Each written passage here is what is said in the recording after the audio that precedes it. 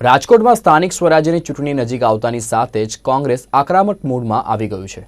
તો આજે રાજકોટ, પોરબંદર, ઘેડ, પંથક, કચ્છ અને દ્વારકા જિલ્લામાંથી 1500 જેટલા લોકો કોંગ્રેસમાં જોડાયા છે।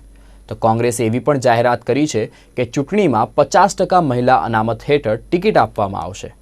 ત્યારે સૌરાષ્ટ્ર અને કચ્છમાં કોંગ્રેસને મજબૂત બનાવવા મહિલા કોંગ્રેસના અધ્યક્ષ ગાયત્રીબા વાઘેલાએ સુકાન હાથમાં લીધું છે।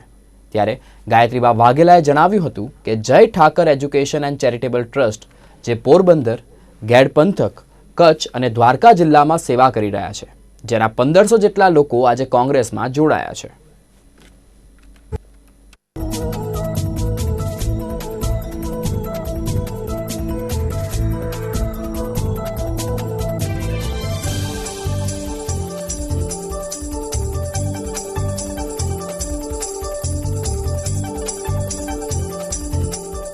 જય Thakar education and charitable trust કે જે નિરાધાર લોકોના આંસુ લૂછવાનો જે અનેરો પ્રયાસ કરે છે, એ ટ્રસ્ટના પ્રમુખ એવા વલ્કુભાઈ બોરિયા અને એના ઉપપ્રમુખ બેન શ્રી પુષ્પાબેન જે છે એ પોતાની ટીમ સાથે આજે અહીંયા કોંગ્રેસમાં ભળવાના છે અને એમાં આજે એમના મેઇન આગેવાનોને અમે અહીંયા લઈ આવેલા છીએ। આ જે ટ્રસ્ટ છે એ પોરબંદર છે, દેવભૂમિ દ્વારકા છે, કારવાવાડ છે, એવી અનેક જગ્યાએ એમના જે લોકો છે કે જે આશરે 1000 થી 1500 જેટલા બહેનોનું ગ્રુપ છે, એ દરેક કોંગ્રેસની વિચારધારાથી પ્રભાવિત થઈ અને આજે કોંગ્રેસમાં જોઈન્ટ થવાના છે।